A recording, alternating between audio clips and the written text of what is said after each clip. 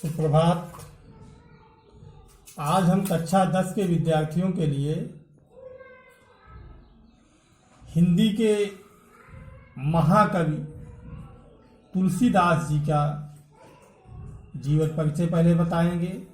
उसके बाद इनकी रचना धनुष भंग जो रामचरितमानस से ली गई है उसको पढ़ाया जाएगा। बच्चों, तुलसीदास का जन्म संवत 1554 ईस्वी में हुआ। जन्म स्थान इनका वर्तमान में चित्रकूट जिले के राजापुर गांव में इनका जन्म हुआ था। मृत्यु इनकी संवत 1680 ईस्वी में हुई। काशी में 1680 ईस्वी में इनकी मृत्यु हुई। इनके माता पिता का नाम तुलसी और आत्माराम दुबे था। और विचित्र घटना इनके जन्म के समय घटित हुई। जब इनका जन्म हुआ तो इनके मुख में 32 दांत मौजूद थे और जन्म लेते ही इन्होंने राम नाम के शब्द का उच्चारण किया, इसलिए इनका राम बोला नाम भी कहा जाता है। किताब से आप सब इनका जीवन परिचय पढ़ लीजिएगा। और इनकी रचना धनुष भंग हम आज आप लोगों को पढ़ाएंगे इस वीडियो के माध्यम से। धनुष भंग उस समय का वर्णन है जब राजा जनक जी अपनी पुत्री सीता के लिए धनुष यज्ञ का आयोजन करते हैं और देश विदेश के राजा महाराजा उस धनुष यज्ञ में शामिल होते हैं। शर्त उसमें यह है कि जो शिव जी के धनुष को तोड़ेगा उसी के साथ सीता का विवाह होगा, ऐसा जनक जी का निश्चय था। विश्वामित्र के साथ राम और लक्ष्मण जी भी शामिल हुए थे उस यज्ञ में और सभी योद्धा धनुष तोड़ने के लिए उठे, लेकिन कोई धनुष को हिला भी नहीं सका।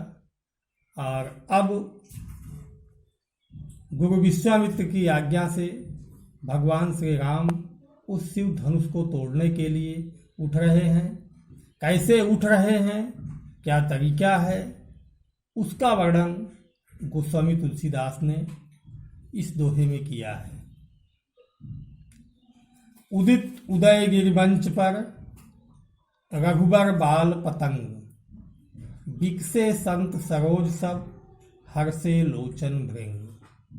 उदित माने उदय होना, उदयगिरि माने उदयाचल पर्वत, रघुबर बाल पतंग माने बाल रूप का सूरज,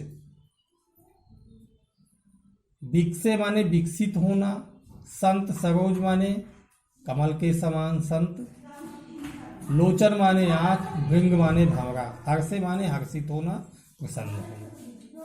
गोस्वामी तुलसीदास जी कह रहे हैं कि जब भगवान श्री राम अपने मंच से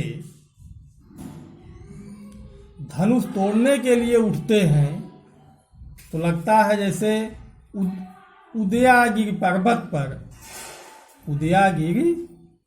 पर बाल रूपी सूरज प्रकट हो गए हैं।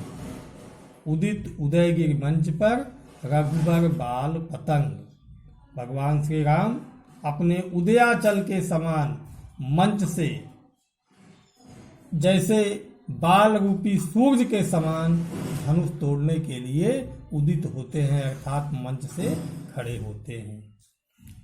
बिकसे संत सरोज सब, संत माने संत महात्मा लोग जो थे वो सब कैसे हो गए, विकसित हो गए, प्रसन्न हो गए। किस तरह से, सरोज के समान, जैसे सूरज उदय होता है तो कमल का पुष्प विकसित हो जाता है, खिल जाता है। उसी तरह से जब श्री रामचंद्र जी धनुष तोड़ने के लिए उठ रहे हैं तो जितने भी संत महात्मा थे वो सब कमल के पुष्प के समान विकसित हो गए, अर्थात प्रसन्न हो गए। हर्षे लोचन भृंग, और उनकी आंखें भंवरों के समान हर्षित हो गई, आनंदित हो गई। जैसे पुष्प खिलता है तो उस पर भौरे गुंजायमान करने लगते हैं। ठीक उसी तरह से जब उनके मुख पर प्रसन्नता रूपी कमल विकसित हुआ तो उनके नेत्र भौरे के समान आनंदित हो गए, प्रसन्नचित्त हो गए। नृपन केव आशा निशिनासी, बचन नखत अवली न प्रकाशी। मानी मही मधुप सकुचाने, कपटी भूप उलूक लुकाने। भय विशोक कोक मुनिदेवा, बरसहि सुमन जनावहि सेवा। गुरुपद बंद सहित अनुरागा, राम मुनि सन आयुष मांगा। सहज चले सकल जग स्वामी, मत मंजुगर कुंजर गामी। चलत राम सब पुर नर नारी, पुलक पूर्व तन भय सुखारी। बंद पितर सुर सुकृत संहारे, जौ कछ पुण्य प्रभाव हमारे। तौ शिवधन मृणाल की नाही, तोरह राम गणेश गोसाई। देखिए, नृपन के व्यासा निशि नासी, जितने भी वहां पर राजा थे उनकी आशाएं रात्रि के समान नष्ट हो गई। देखो, जब सूर्य उदय होता है तो अंधकार और रात्रि सब समाप्त हो जाते हैं।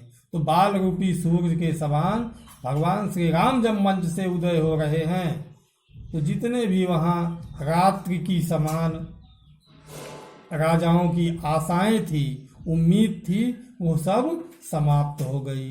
बचन नखत अवली न प्रकाशी, और जो रात्रि में नक्षत्र होते हैं वो सब प्रकाशित होना बंद हो गए। अर्थात उनकी वाणी रूपी नक्षत्र जो व्यंग बोल रहे थे, व्यंग रूपी सारे नक्षत्र समाप्त हो गए। मानी महिप कुमुद सकुचाने, सूरज के निकलने पर जो रात्रि में कुमुदनी होती है वो संकुचित हो जाती है।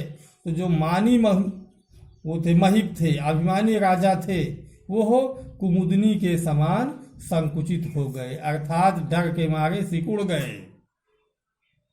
कपटी भूप उलूक लुकाने, और जो छल कपट वाले राजा थे, कपटी राजा थे, वो उल्लुओं के समान छिप गए। रात्रि में उल्लू भी छिप जाता है सूरज के निकलने पर। भय विशोक भोक मुनि देवा, बरसहि सुमन जनावहि सेवा। और जितने भी मुनि लोग थे, देवता लोग थे, वो सब कोक पक्षी के समान विशोक, उनका शोक दूर हो गया। जैसे सूरज निकलने पर कोक पक्षी का शोक दूर हो जाता है, ठीक उसी तरह से मुनि और देवताओं का शोक दूर हो गया। बरसहि सुमन जनावहि सेवा, देवता लोग भी पुष्प वर्षा करने लगे अपनी सेवा का प्रदर्शन करते हुए। गुरुपद बंद सहित अनुरागा, राम मुनि सन आयुष मांगा। अपने गुरु के चरणों की वंदना करते हुए सहित अनुरागा, अनुराग के साथ, प्रेम के साथ अपने गुरु के चरणों की वंदना करते हुए राम सभी मुनियों से आज्ञा मांगते हैं, आयस मांगते हैं। सहज ही चले सकल जग स्वामी, मत मंजुगर कुंजर गामी। और सहज होकर बिना किसी डर के श्री राम जी धनुष तोड़ने के लिए आगे बढ़ रहे हैं। सहज ही चले सकल जग स्वामी, सारे संसार के स्वामी भगवान श्री राम धनुष तोड़ने के लिए आगे बढ़ रहे हैं। मत मंजुगर कुंजर गामी, जैसे मतवाला हाथी बिल्कुल किसी बिना किसी भय के सहज होके चलता है, उस तरह से मतवाले हाथी के समान आगे बढ़ रहे हैं। चलत राम सब पुर नर नारी, पुलक पूरी तन भय सुखारी।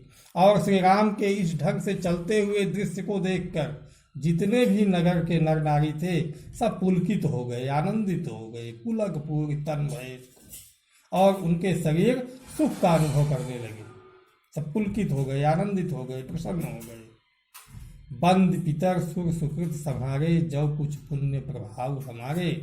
और जितने भी नर नारी हैं सब ईश्वर की वंदना करने लगे, अपने पितरों की और देवताओं की जो है वंदना करते हुए कह रहे हैं, सुकृत संहारे, अभी तक जितने हमारे अच्छे कार्यों का, सुकृत वाले अच्छे कार्यों का भंडार है, जो कुछ पुण्य प्रभाव हमारे, और उसका जो भी पुण्य का प्रभाव हो, तो आज शिव धनु मृणाल की नाही, इस शिव के धनुष को श्री रामचंद्र जी कमल की डंडी के समान तोरह राम गणेश गोसाई, अय गणेश गोस्वामी, इस शिव के धनुष को कमल की डंडी के समान श्री रामचंद्र जी तोड़ दे। कहने का मतलब ये है कि जितने भी नर नारी हैं, जितने भी देवी देवता हैं, सब प्रसन्न हो गए हैं श्री राम के धनुष तोड़ने के लिए। जब श्री राम उठ रहे हैं, सभी लोग अपने देवताओं से, अपने पितरों से वंदना कर रहे हैं कि अगर हमारे पुण्य का कुछ भी फल हो तो उसका फल आज यही मिले कि श्री राम उस धनुष को कमल की डंडी के समान